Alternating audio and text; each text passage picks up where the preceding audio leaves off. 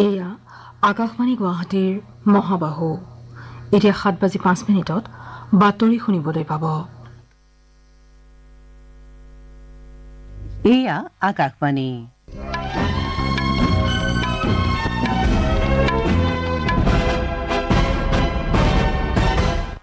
বাতৰি পঢ়িছো নিৰুপমা বৰঠাকুৰে। এতিয়া প্ৰধান বাতৰিসমূহত আছে। লোকসভা নিৰ্বাচনৰ সপ্তম তথা অন্তিম পৰ্যায়ৰ ভোটগ্ৰহণ আৰম্ভ হৈছে। প্ৰধানমন্ত্ৰী নৰেন্দ্ৰ মোদীয়ে কৈছে যে 2023-2024 বৰ্ষৰ চতুৰ্থ ত্ৰিমাসিকৰ মুঠ ঘৰুৱা উৎপাদনৰ বিকাশৰ তথ্যই ভাৰতীয় অৰ্থব্যৱস্থাৰ সাফল্যৰ কথাকেই প্ৰতিফলিত কৰে। অসমৰ বান পৰিস্থিতি অপৰিৱৰ্তিত হৈ আছে। ৰাজ্যখনৰ বানত বৰ্তমানলৈকে 6জন লোকে প্ৰাণ হেৰুৱাইছে আৰু 11খন জিলাত প্ৰায় 3,50,000 লোক ক্ষতিগ্ৰস্ত হৈছে। উত্তৰ প্ৰদেশত গ্ৰীষ্ম প্ৰবাহৰ ফলত কালি 13জন লোকে প্ৰাণ হেৰুৱাইছে। আৰু বিশ্ব চেম্পিয়নশ্বিপত ব্ৰঞ্জৰ পদক বিজেতা নিশান্ত দেৱ পেৰিছ অলিম্পিকলৈ যোগ্যতা অৰ্জন কৰা প্ৰথমগৰাকী ভাৰতীয় পুৰুষ বক্সাৰ ৰূপে পৰিগণিত হৈছে।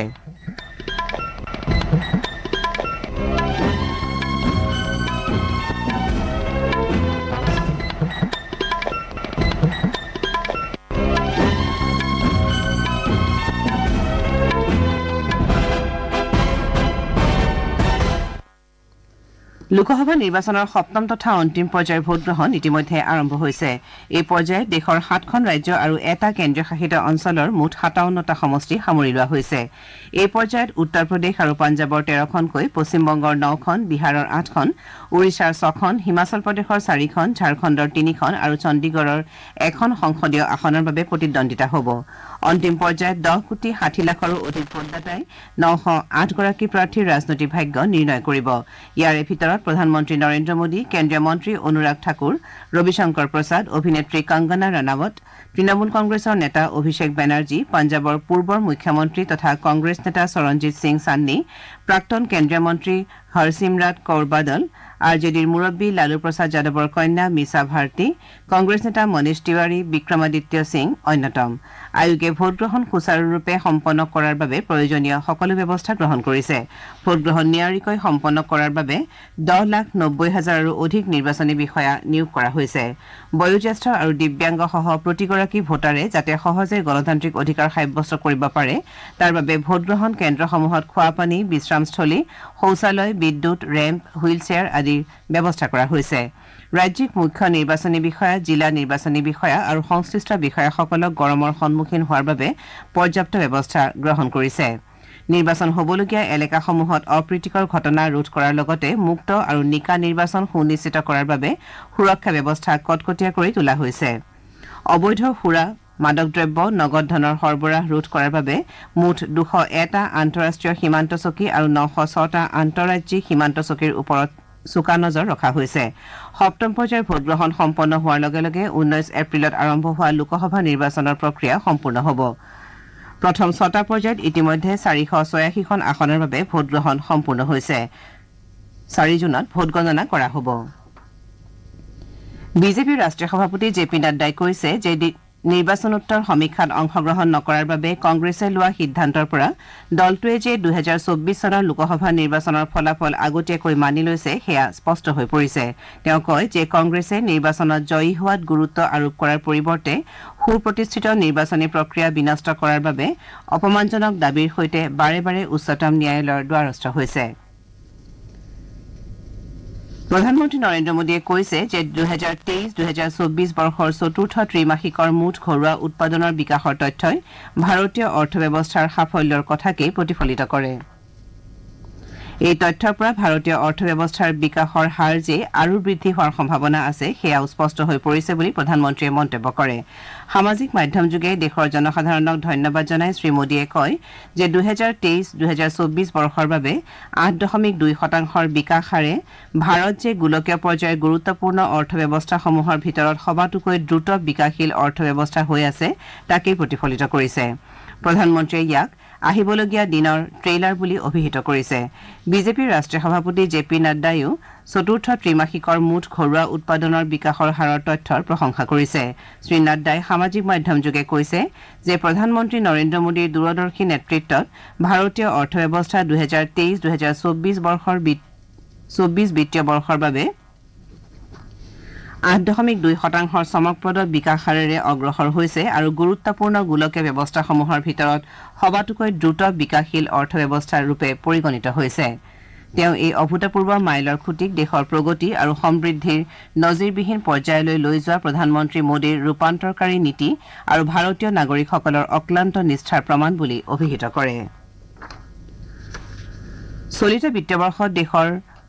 প্ৰকৃত মুঠ ঘৰুৱা উৎপাদনৰ হাৰ 8.2% হোৱাৰ সম্ভাৱনা আছে যোৱাটো বিত্তীয় বৰ্ষত মুঠ ঘৰুৱা উৎপাদন বৃদ্ধিৰ হাৰ 7% আছিল পৰিসংখ্যা আৰু কাৰ্যসূচী ৰূপায়ণ মন্ত্ৰালয়ে প্ৰকাশ কৰা অনুসৰি 2023-2024 বিত্তীয় বৰ্ষত মুঠ প্ৰকৃত ঘৰুৱা উৎপাদনে 173 লাখ কোটি টকা অতিক্ৰম কৰিব বুলি অনুমান কৰা হৈছে আপোনালোকে বাতৰি শুনিছে আকাশবাণীৰ পৰা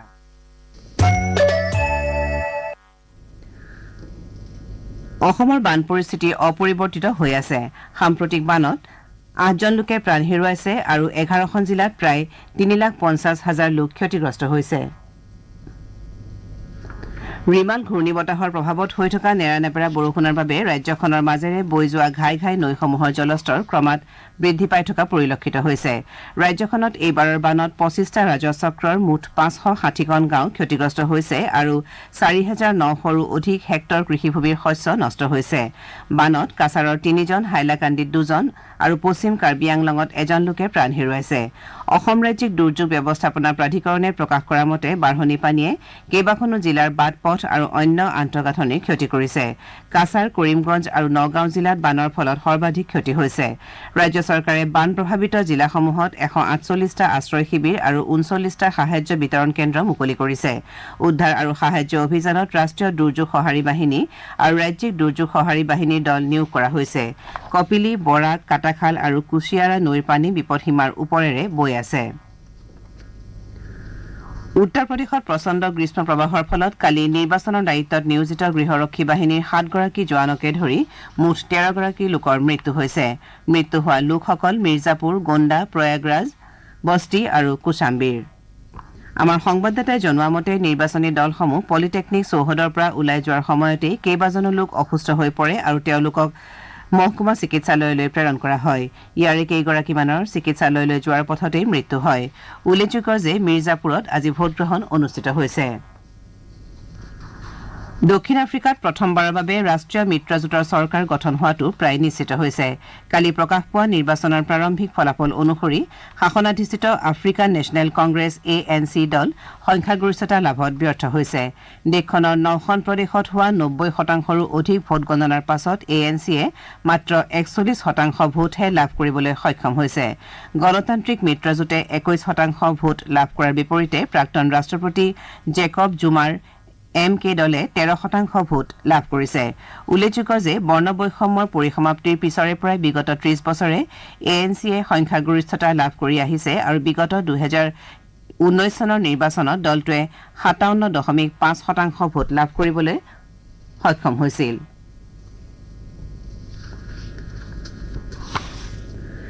আকাশবাণী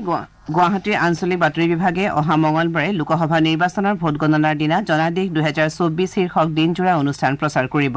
এই অনুষ্ঠানত কেইবাগৰাকীও বিশ্লেষক আৰু সমল ব্যক্তিৰ উপস্থিতিত ভোট গণনাৰ শেহতীয়া তথ্য সম্পৰ্কে আলোচনা কৰাৰ লগতে দেশ আৰু ৰাজ্যৰ বিভিন্ন সমষ্টিৰ পৰা আকাশবাণীৰ সংবাদদাতাৰ সৈতে সংযোগ স্থাপন কৰি পোনপটীয়াকৈ ভোট গণনাৰ শেহতীয়া তথ্য প্ৰচাৰ কৰা হ'ব অনুষ্ঠানটি পুৱা 9:15 পৰা অব্যাহত থাকিব এই অনুষ্ঠানটি নিউজ অন AIR এপ আমাৰ YouTube channel AIR news Guwahati আৰু X handle @AIR news Guwahati যোগে পোনপটীয়াকৈ প্ৰচাৰ কৰা হ'ব বিশ্ব চেম্পিয়নশ্বিপত ব্ৰঞ্জৰ পদক বিজেতা নিশান্ত দেৱ পেৰিছ অলিম্পিকলৈ যোগ্যতা অৰ্জন কৰা প্ৰথমগৰাকী ভাৰতীয় পুৰুষ বক্সাৰ ৰূপে পৰিগণিত হৈছে নিশান্তে কালি বেংককত অনুষ্ঠিত বিশ্ব বক্সিং যোগ্যতা নিৰূপণ প্ৰতিযোগিতাৰ পুৰুষৰ 71 কিলোগ্ৰাম ওজন শাখাৰ কোৱাৰ্টাৰ ফাইনেলত মলডোভাৰ বাচিলে চিবটেৰিক 5-0 ফলাফলত পৰাভূত কৰি অলিম্পিকত খেলাৰ যোগ্যতা অৰ্জন কৰে বাতৰি শেষ কৰাৰ পূৰ্বে প্ৰধান বাতৰিকেইটা আকৌ এবাৰ লোকসভা নিৰ্বাচনৰ সপ্তম তথা অন্তিম পৰ্যায়ৰ ভোটগ্ৰহণ আৰম্ভ হৈছে প্ৰধানমন্ত্ৰী নৰেন্দ্ৰ মোদীয়ে কৈছে যে 2023-24 বৰ্ষৰ চতুৰ্থ ত্ৰিমাসিকৰ মুঠ ঘৰুৱা উৎপাদনৰ বিকাশৰ তথ্যই ভাৰতীয় অৰ্থব্যৱস্থাৰ সাফল্যৰ কথাকেই প্ৰতিফলিত কৰে অসমৰ বান পৰিস্থিতি অপৰিৱৰ্তিত হৈ আছে ৰাজ্যখনৰ বানত বৰ্তমানলৈকে 8জন লোকে প্ৰাণ হেৰুৱাইছে আৰু 11খন জিলাত প্ৰায় 3,50,000 লোক ক্ষতিগ্ৰস্ত হৈছে আৰু বিশ্ব চেম্পিয়নশ্বিপৰ ব্ৰঞ্জৰ পদক বিজেতা নিশান্ত দেৱ পেৰিছ অলিম্পিকলৈ যোগ্যতা অৰ্জন কৰা প্ৰথমগৰাকী ভাৰতীয় পুৰুষ বক্সাৰ ৰূপে পৰিগণিত হৈছে। আমাৰ এতিয়াৰ বাতৰি ইমানতে অন্ত পৰিল।